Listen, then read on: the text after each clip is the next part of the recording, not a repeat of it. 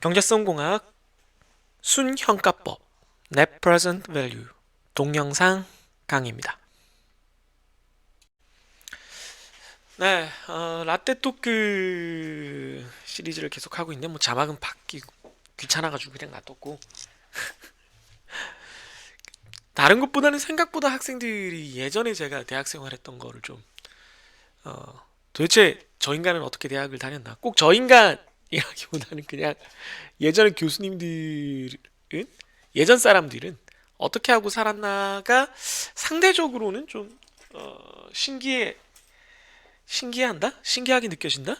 어, 뭐 희한하다? 좀 그런 감정들을 불러일으키는 것 같다는 생각이 들었습니다. 그래서 예전에 비싼 음식들, 패밀리 레스토랑의 그 변화의 역사를 경험한 거에 대해서 잠깐 얘기를 했는데 나중에 뭐 그거를 좀 본격적으로 얘기할 기회가 있을지는 모르겠으나 어, 오늘은 제가 준비한 거는 그냥 제가 일반적으로 어, 밥을 먹었던 그런 것들 그 환경이라고 그래야 되나요? 네. 어떻게 하루하루를 때우면서 살아갔는가 뭐 그런 얘기를 좀 해보도록 하겠습니다. 네. 이게 뭐 특별한 건 아니고요. 뭐 이렇게 좀 만들어 봤는데 밀레니얼 시대가 되면서 외식이랑 프랜차이즈가 좀 많아졌어요. 많아진 건 사실입니다. 네. 그러니까 밀레니얼 시대라는 게 이제 요즘은 되게 낯선 얘기가 됐을 텐데 90년대 후반에서 2000년대 초반까지를 얘기를 하는 거예요. 이땐 뉴 밀레니얼이라 그래서 세기말 감성이 낭낭했어요. 나중에 한번 이 얘기도 할 수 있을 텐데 진짜 네. 여러분들은 뭐 운이 좋으면 경험할 수 있는 아마도 제 자식들이 운이 좋아야 경험할 수 있는 정도일 텐데 세기가 센츄리가 바뀐다는 거, 100년 단위가 바뀐다는 거는 그게 뭐 아무런 특별한 그 지구상에는 아무런 의미가 없는 단순히 사람이 멋대로 붙여놓은 숫자가 이렇게 100 단위가 바뀌는 것에 불과하다 하더라도 이게 사람들은 별거 아닌 일에도 다 의미를 부여하니까 에, 이게 1999에서 2000이 딱 넘어간다는 건 혹은 뭐 1997, 1998, 1999 이렇게 2000을 향해 달려간다는 거는 사람들에게 미묘한 어떤 흥분을 불러일으켜요. 와 진짜 2000년대 여러분들에게는 상상할 수 없는 일이겠지만 반대로 제가 어릴 때는 2000년대라는 건 정말 미래처럼 느껴졌어요. 미래. 그러니까 요 세기말 뭐 이런 것들이 다 얘기하자면 결국은 요약하자면 네, 우리 그때 사람들이 생각했던 건 미래 일본말로 뭐 일본 애니메이션에서 맨날 미라이 미래의 어떤 뭐 기술 뭐 로보트가 나오고 뭐 우주를 날아다니고 뭐 자동차가 하늘을 날고 뭐 그런 것들에 대한 지금처럼 뭐 휴대폰이 이렇게 난리칠지는 몰랐지만 그랬기 때문에 그리고 우리나라 90년대 IMF를 겪긴 했지만 어쨌든 경제가 점점 발전해 나간 지금도 뭐 어느 정도는 그렇지만 쭉쭉쭉쭉 발전해 나가는 시기였기 때문에 다 약간은 업템포라고 생각하시면 돼요. 좀 텐션이 올라가 있다라고 생각하시면 돼요. 그러면서 이제 90년대 후반에 대학생들 특히 대학생들 20대 30대들 그때 당시로 나중에 요 얘기도 제가 한번 좀 조심스럽긴 해서 얘기를 하긴 해야 되는데 어떻게 해야 되나 싶긴 한데 그때 말했던 학생 운동이라는 게 이제 거의 끝나는 시기가 되면서 약간 대학교 캠퍼스와 20대 30대의 문화가 탈정치적 거대 담론이라고 불리는 것으로부터 좀 벗어나게 된 시기였어요. 그래서 뭐 민족과 국가와 뭐 사회적인 뭐 어떤 발전과 뭐 다 좋은데 일단 내가 좀 잘 먹고 잘 살고 좀 재밌게 살자라는 거에 조금 더 관심을 돌리고 그렇게 얘기를 해도 무책임하고 나쁜 사람은 아니다라는 인식이 좀 이제 생기게 되는 그런 시점이었다고 생각을 해요. 그러다 보니까 뭐가 막 쏟아져 나와요. 뭐 당연한 얘기죠. 이게 막 사람들이 이제 좀 어른들이 보기에는 나쁘게 말하면 흥청망청 뭐 놀 수도 있고 뭐 이것저것 좋아할 수도 있기 때문에 온갖 것들이 막 쏟아져 나옵니다. 그래서 3대장 지금도 있나요? 베니건스는 지금 아예 망했나요? 이게 뭐 마켓플레이스 마켓 오 마켓 뭐로 바뀌었는데 이름 마켓 오로 그냥 바뀐 건가? 하여튼 뭐 베니건스가 그렇게 바뀌었었고 TGI는 아직 있긴 있죠? 아웃백이랑 뭐 그런 것 같은데 흔히 말하는 3대장이었고 이 얘기는 제가 다른 데서 한두 번 언급을 하긴 했었어요. 정말 비쌌고요. 정말 비싸서 좀 가기가 힘들었습니다. 쉽게 말해서. 뭐 당연히 뭐 꼭 저뿐만이 아니라 누구라도 이건 비싸게 느껴지는 그런 거였어요. 다시 한번 정리를 해보면 이렇게 많았어요. 다른 데서 언급했지만 제가 굉장히 좋아했던 그러나 비싸서 자주 가지는 못했던 마르쉐라든가 빕스 나중에 이제 제 아내와 종종 갔었던 립이 전문이었던 토니 로마스 좋아했었어요. 그 다음에 이게 막 뒤섞여 있는데 빕스나 애슐리는 부패죠. 시즐러도 그렇고. 네. 그래서 아까 말한 3대장들과 요거 그리고 토니 로마스 계열로 매드포 관리 그리고 부패 계열로는 세븐 스프링스 그리고 그건 체인점은 아닌가? 뭐 무스쿠스 뭐 이런 것도 있었고 아무튼 부패류가 굉장히 뷔페 체인들이 꽤 많아졌던 걸로 기억을 해요. 그래서 막 쏟아져 나왔어요. 그러니까 진짜 그 저희보다 한 4, 5학번 위의 선배들은 조금 생각하기 힘든 어, 이렇게 비싼 돈 주고 밥을 먹는 것이 대학생들의 일반적인 문화냐라는 거에 좀 충격을 먹는 선배도 사실 있었고요. 모든 선배가 다 그랬다는 건 아니지만 자기가 대학 다닐 때는 혹은 자기가 젊을 때는 그런 거는 좀 없었다라고 생각했던 게 90년대 중후반에 막 폭발적으로 쏟아져 나왔어요. 근데 다 비쌌기 때문에 당연히 못 가요. 네. 갈 수가 없습니다. 이거 못 갑니다. 네. 비싸서 못 갑니다. 그러면 어디를 가야 되냐? 네. 학생의 친구는 밥집이죠, 밥집. 네. 학생들 뭐 예나 지금이나 학생의 친구는 밥집이고요, 밥집. 일반적으로 뭐 분식이라고 불리는 거나 혹은 뭐 분식 그 아니면은 그냥 백반집도 꽤 있었어요. 예. 그래서 이런 것들 뭐 그냥 우리가 일반적으로 생각하는 김치찌개, 순두부찌개, 뭐 제육덮밥.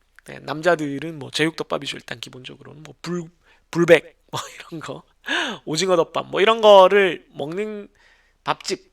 이 국룰이 3,000원대에서 끝나는 거였어요. 2000년대 초반까지도 이 가격이 유지가 됐었습니다. 조금씩 오르긴 했는데 그때도 물가 오른다. 야 물가 너무 오르는 거 아니야? 라고 생각은 했지만 뭐 요즘 뭐 밥값에 비하면 뭐 아무것도 아니죠. 그때는 학식이 제가 학교 다닐 때 제가 1학년 때 기준 98년 기준으로는 학식이 제일 싼 게 1,000원이었고요. 이건 진짜 그냥 때우기 위해서 먹는 거고 점심이나 먹을 수 있지. 농담으로 이걸 학식 1,000원짜리를 4년 내내 먹으면 8학기 내내 먹으면 죽는다라는 그런 농담이 있었는데 보통 그래도 좀 먹을 만한 학식은 1,400, 좀 좋은 학식은 2,000, 제일 비싼 학식이 2,500에서 3,000 정도로 기억을 합니다. 그러니까 학식 레인지가 대충 1,400, 2,500에서 이루어지니까 바깥에서 나와서 먹는 밥집은 그거보다 조금 더 비싼 수준 3,000원입니다. 그러니까 이 국룰이라는 게 우리가 남학생들 기준으로 든든하게 한 끼를 때우는 메뉴들 기준이죠. 그러니까 뭐 우리의 친구 제육이라든가 순두부라든가 뭐 돈가스라든가 이런 것들이 3,000원이었다는 얘기입니다. 그런데 제가 이제 요 그림을 붙여놓은 거는 어, 신림동에서 대학을 다녔거나 이제 고시 생활을 해보신 분들은 다 아는 가게인데요. 행운문식이라고 그 고시 좀 메인 스트리트에 있었던 아주 작은 가건물이에요. 지금 생각하면 요 안쪽이 이렇게 들어가면 이렇게 이 안쪽 이렇게 조금 더 자리가 있었어요. 이런 식의 구조인데 뭐 어쨌든 천장도 되게 낮고요. 되게 허름한 구조인데 이것도 뭐 간판이 좀 바뀐 건 것 같고 예전에 이 간판도 아니었고 제가 다닐 때는 여기에 뭐 우리가 다 아는 그냥 일반적인 뭐 라면도 있고 뭐 김밥도 있고 있었으나 여기를 가는 이유는 오직 하나였습니다. 행운 라볶이였어요. 이렇게 생긴 건데 쟁반으로 나오는 라볶이인데 라볶이를 이렇게 대충 먹고 나면은 라볶이를 먹고 나면은 공깃밥이랑 밥을 비벼줘요. 그러면서 김가루를 뿌려줍니다. 그래서 요 세트가 제가 1학년 때 2,000원이었고요. 네, 공깃밥을 줘요, 당연히. 그러니까 먹으면서 이제 공깃밥을 미리 먹어버리면 공깃밥을 추가해야 되기는 한데 그때는 500원에 아마 추가를 해줬던 걸로 기억하고요. 그래서 어쨌든 라볶이를 한 70% 먹고 남은 라볶이 면과 국물과 밥과 김가루를 이렇게 섞어서 먹으면 꽤 든든하죠. 라면에 밥을 먹는 그런 수준이니까.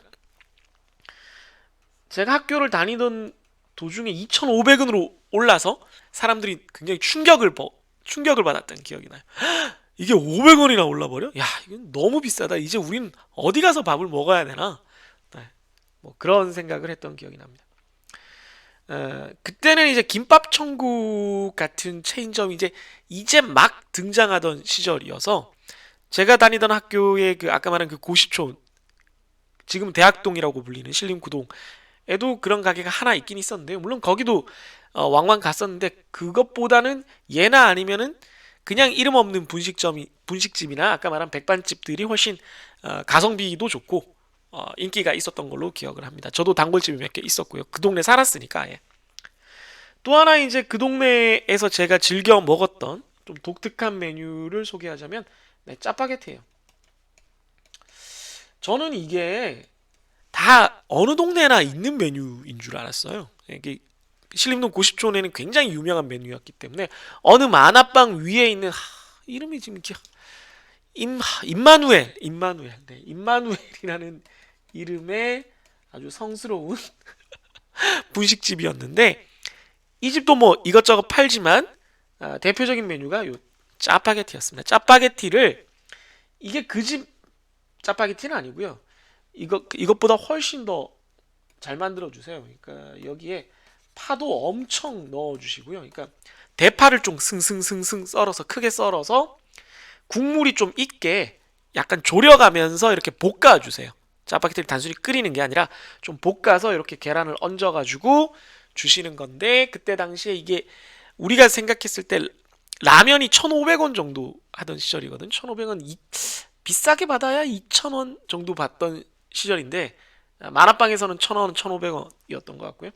이게 2,000원, 2,500원에 형성이 됐으니까 2,500원, 3,000원 굉장히 비쌌어요. 라면류를 뭐 좀 가공을 했든 어쨌든 파는 것 치고는 굉장히 비쌌음에도 불구하고 이게 굉장히 아주 맛있어서 달짝지근한 데다가 파가 들어가서 덜 느끼해지면서 좀 약간 칼칼한 느낌도 나고 여기에 공깃밥까지 추가해서 먹으면 뭐 금상첨화였던 그런 기억이 납니다. 그래서 저도 어느 선배가 대학교 선배가 여기를 소개해줘서 알게 되고는 이 맛을 알게 되고는 와 이거 기가 막힌다 이거 죽인다 그래서 그 만화방을 일부러 가서 지하 만화방에서 만화를 보고 나서 요걸 챙겨 먹는 그런 코스로 네 대학생활을 망쳤던 그런 기억이 나네요.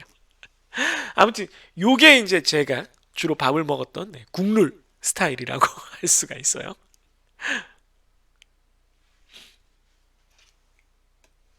잠깐 쉬었다가 또 얘기를 해야 되겠네요.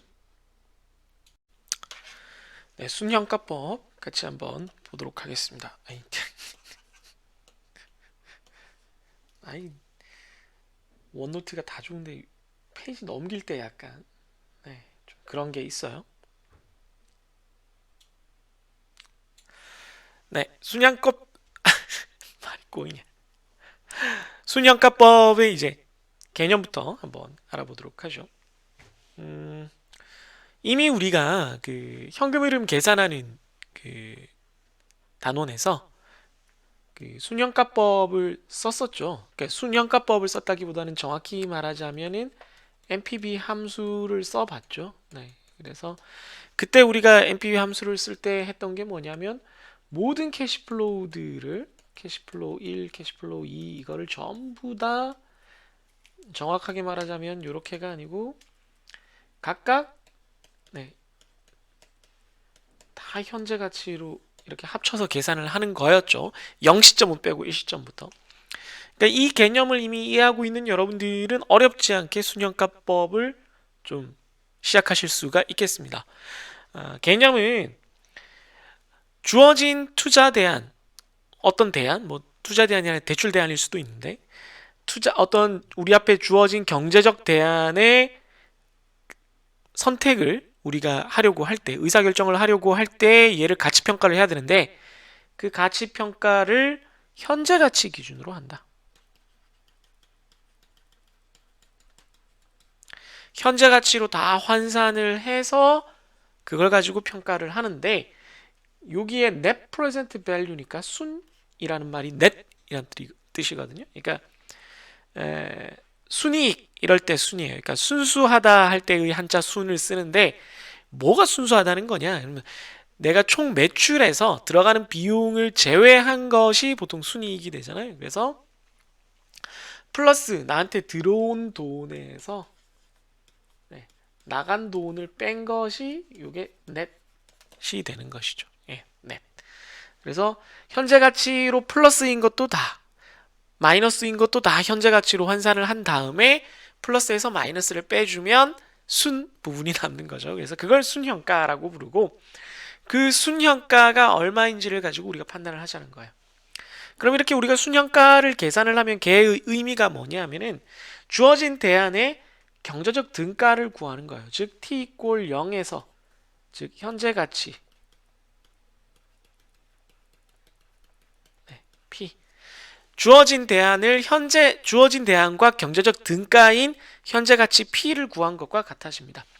다른 말로는 우리가 이걸 할인 현금 흐름 각각을 이렇게 p로 바꾸는 과정을 우리가 할인한다라고 했었죠. 네. 그래서 이렇게 바꾸는 걸 할인 현금 흐름이라고 했었거든요. 그래서 요 할인된 현금 흐름의 합이니까 그 DCF의 합, 할인 현금 흐름의 합 이렇게 이해하기도 합니다. 그러니까 여러분들 입장에서 복잡하게 생각할 거 없이 그냥 뭐다? 계속 얘기하지만 현재 가치로 바꾸는 거다 라고만 이해를 해주시면 되겠습니다.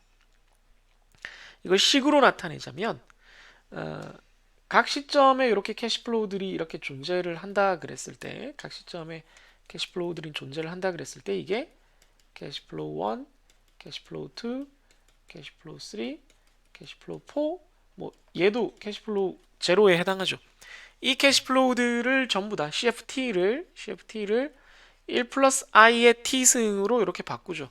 지금 요 작업은 뭐냐 하면은 요 작업은 f를 p로 바꾸는 거예요. f를 p. 네, 요 과정이 네. 다시 말해서 자리가 조금 부족하네. 옆에 적은 것처럼 옆에 적어놨구나 내가. 나 참 똑똑해. 농담이고 적어놓고 설명을 따로 하려고 했으니 멍청한 거죠. CFT를 F를 P로 바꾸는 과정이 되겠습니다.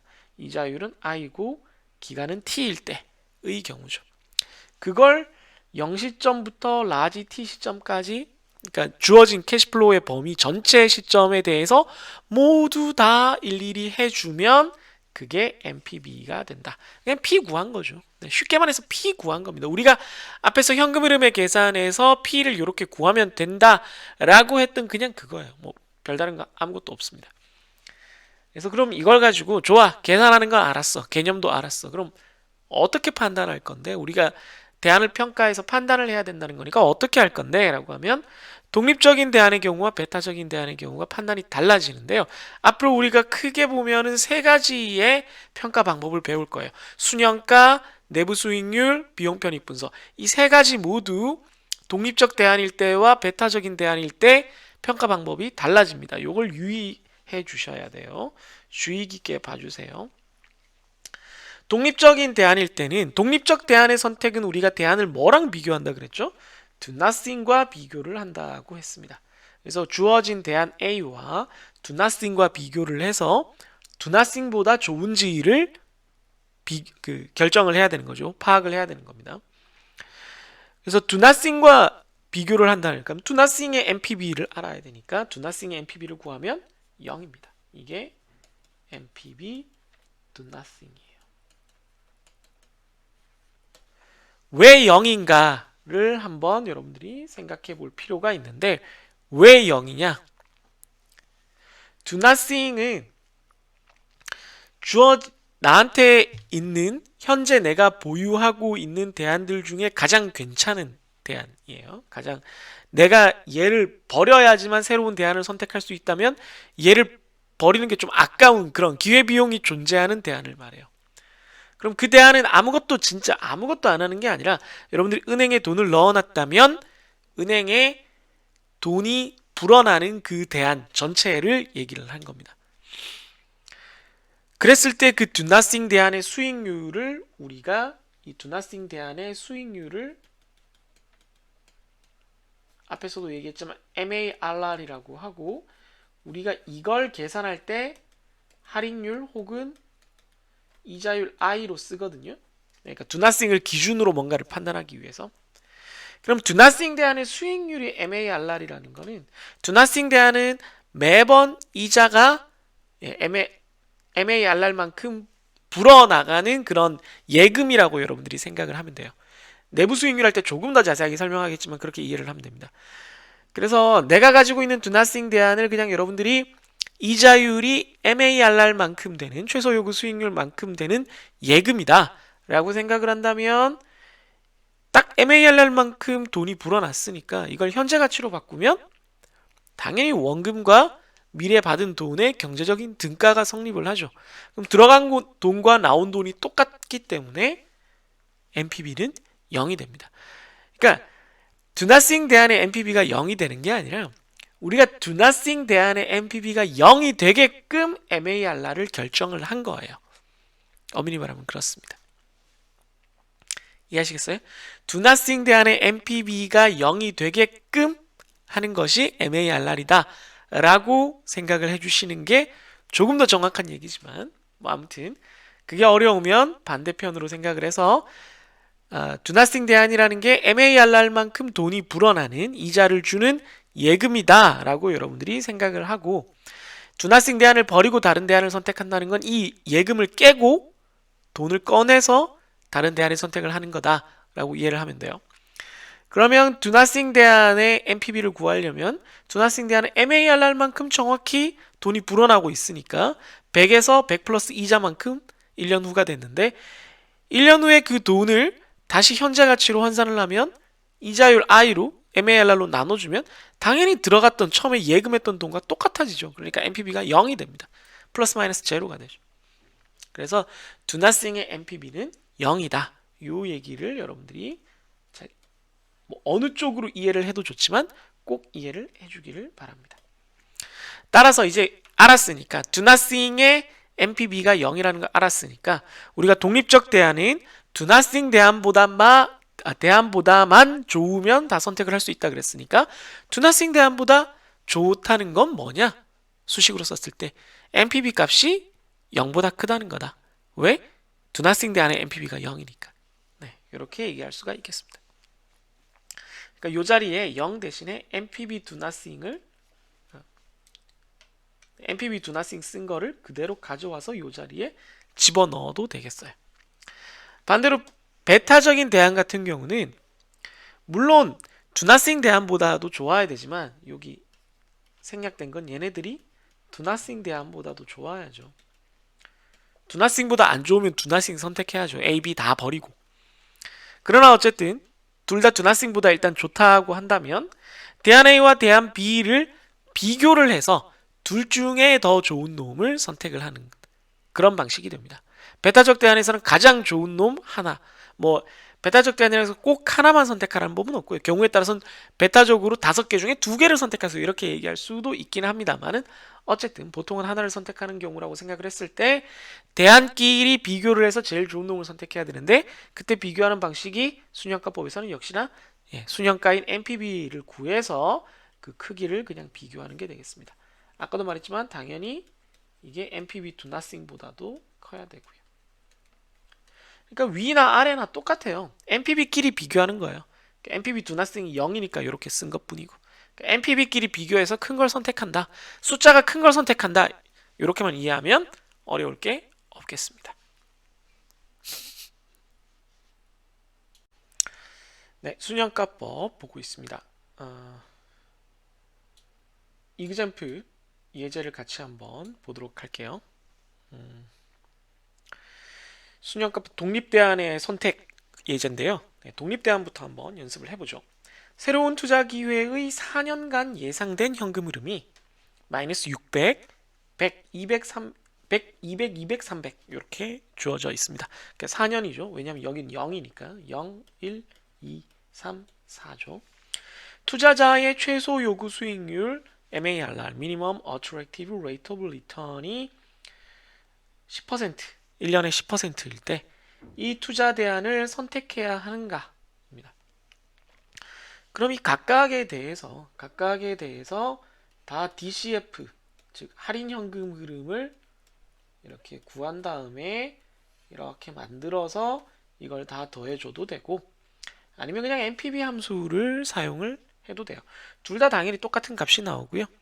계산은 잠시 후에 보여드리겠지만 DCF로 했을 때 첫 번째 0기간 같은 경우는 그 0시점이니까 뭐 F에서 P로 바꿀 때 기간이 0인 경우에 해당하기 때문에 그대로예요. 그대로 이미 현재니까 그대로입니다.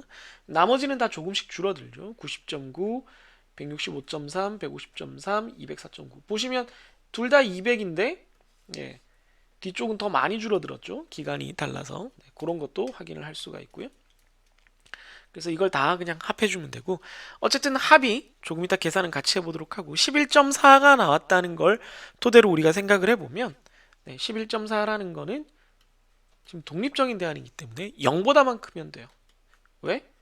그게 do nothing이니까. 네. 그러니까 지금 예금을 하고 있다면 예금을 하는 걸 기준으로 봤을 때 예금을 그냥 해놓는 것보다는 현재 가치 기준으로 11.4만 원을 더 번다는 거예요. 네, 이걸 해석하자면 do nothing에 비해서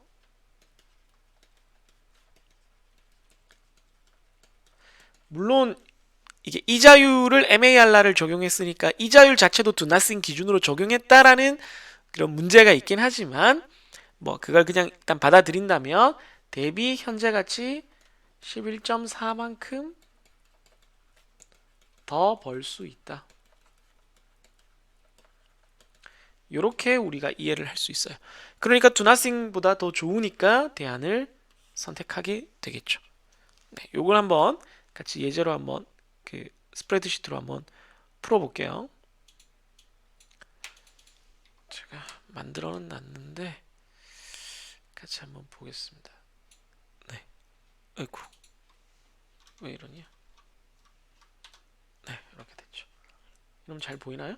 네, 요 정도? 오, 엄청 크네. 네, 그래서 마이너스 600, 100, 아이고, 마이너스 600, 100, 200, 200, 300 이렇게 넣어놓고 이자율이 10%일 때 DCF 할인 현금 흐름을 만드는 방법을 생각을 해보면 뭐 이자율 공식을 그냥 생으로 써도 돼요. 생으로 써도 되는데 그러니까 무슨 얘기냐면은 이렇게 해서 이거 나누기 1 플러스 이자율 승수를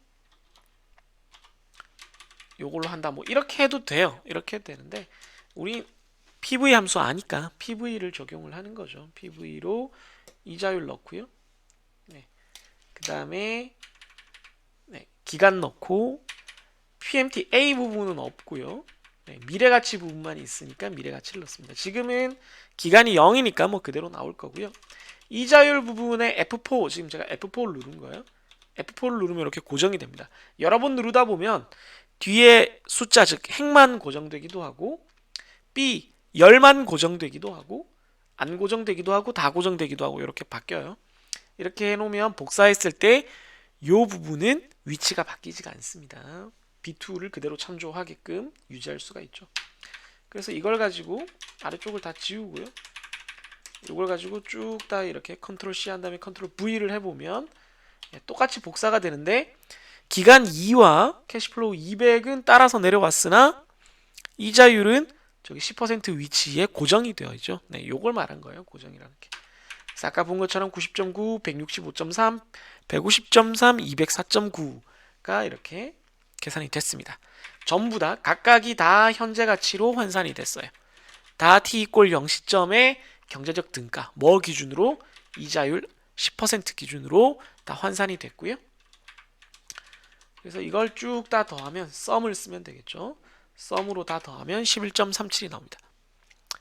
그러나 우리는 이제 이걸 어떻게 계산하는지 이미 현금 흐름 계산에서 봤기 때문에 그걸 기준으로 좀 쉽게 하면은 NPV 함수를 그냥 쓰면 돼요. NPV 함수를 써서 이자율부터 넣고요. 여기 보이시죠? B2 이자율 넣고 그 다음에 항상 주의해야 된다 그랬죠? 포인트가 1기간에서부터 넣어야 돼요. 1기간. 0기간은 제외하고 1기간. 보라색 지금 하이라이트 된 부분 보시면 100, 200, 200, 300만 들어가 있죠. 600, 마이너스 600은 빠져 있습니다.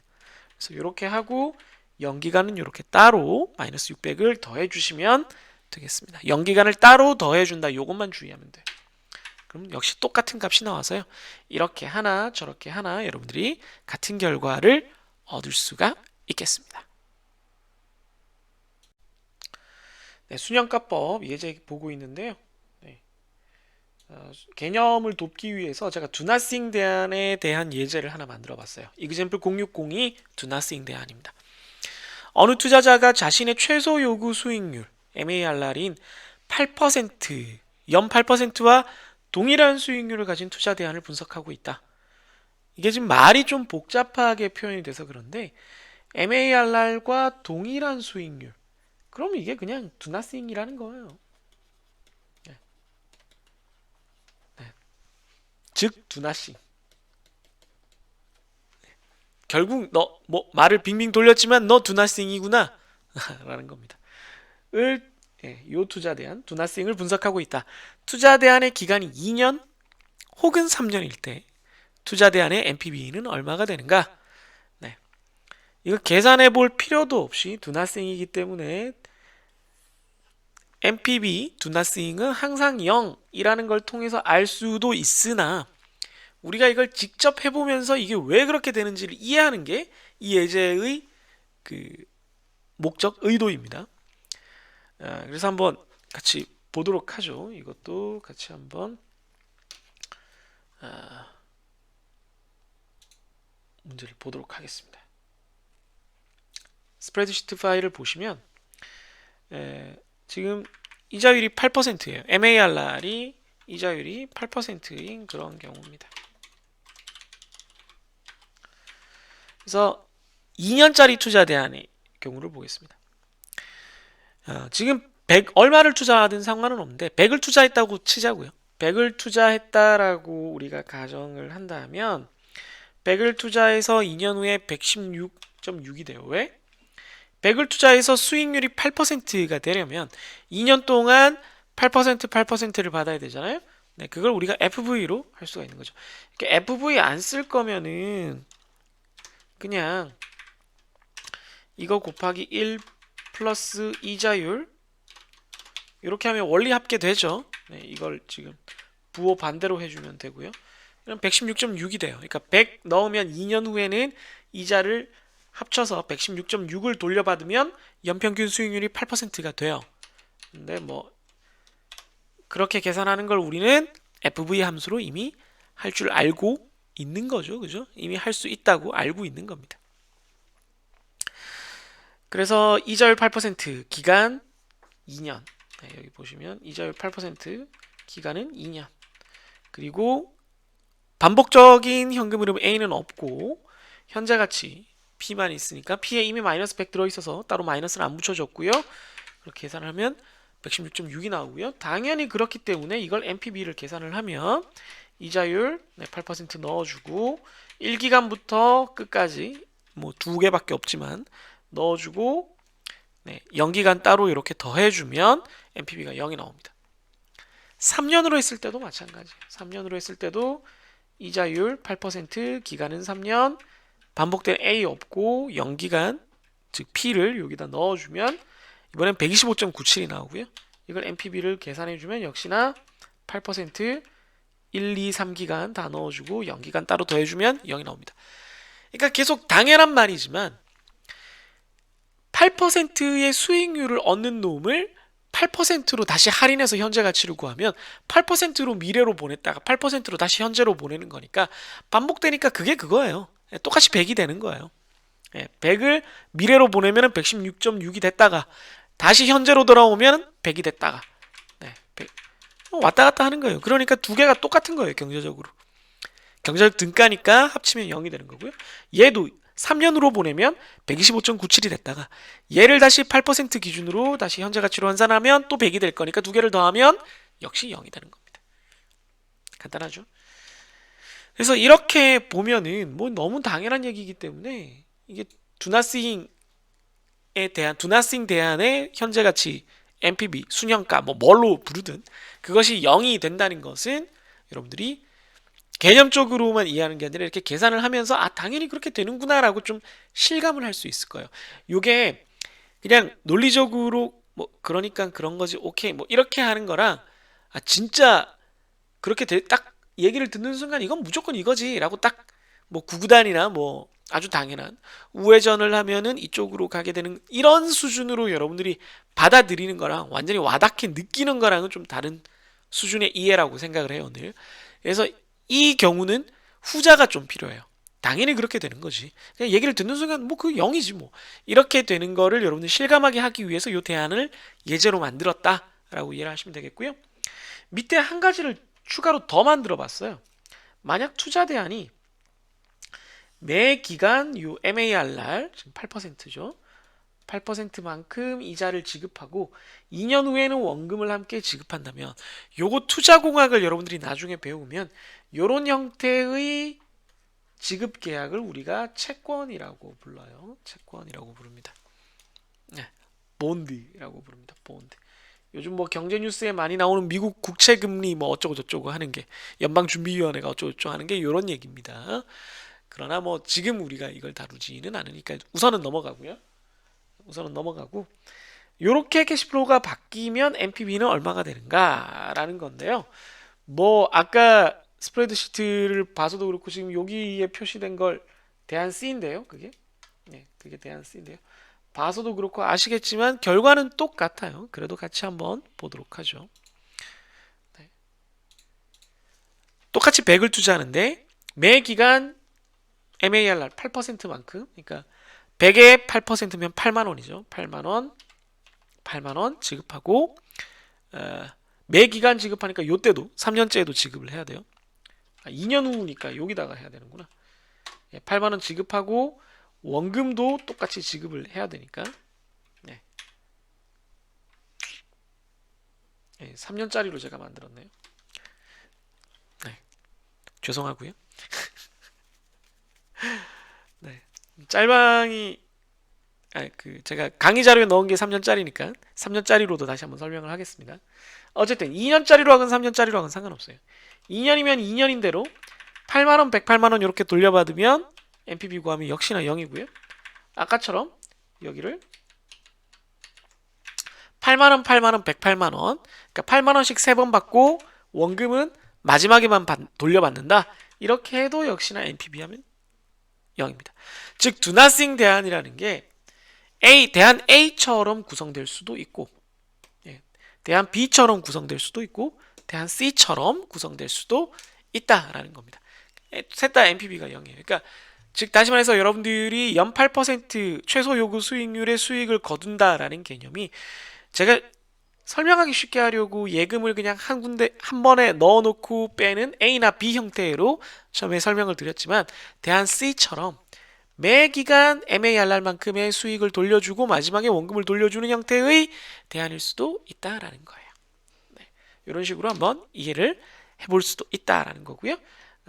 여기까지 다 설명을 들었으면 이제 결론을 아는 거죠. 네, 그렇게 하더라도 역시나 NPV는 0이 된다는 겁니다. 네, 강의 자료를 이걸 3으로 바꿔야 되겠네요. 네. 이 예제는 꽤 의미가 있는 예제라고 생각되니까 여러분들 잘 이해를 해보시기를 바랍니다. 네, 오프닝이랑 달라졌죠. 오프닝을 이제 좀 재밌게 찍으려고 오프닝은 모아서 이제 한 흐름으로 찍고 클로징을 따로 찍다 보니까 좀 그런 것 같은데 어쨌든 수년가법 이제 강의를 본격적으로 이제 들어와서 하고 있습니다. 수년가법 동영상도 아마 일반적인 우리가 한 주차 동영상 정도 분량이 되지 않을까 그렇게 생각을 하고 있는데 현재까지는 첫 번째 동영상인데 그 분량 조절이 적당히 되고 있는 것 같아요. 나쁘지 않게 되고 있으니까 계속 요 페이스로 한번 진행을 해보도록 하겠습니다. 천천히 예제 보면서 따라하면 뭐 괜찮지 않을까 생각을 합니다. 그럼 다음 동영상에서 또 만나도록 할게요.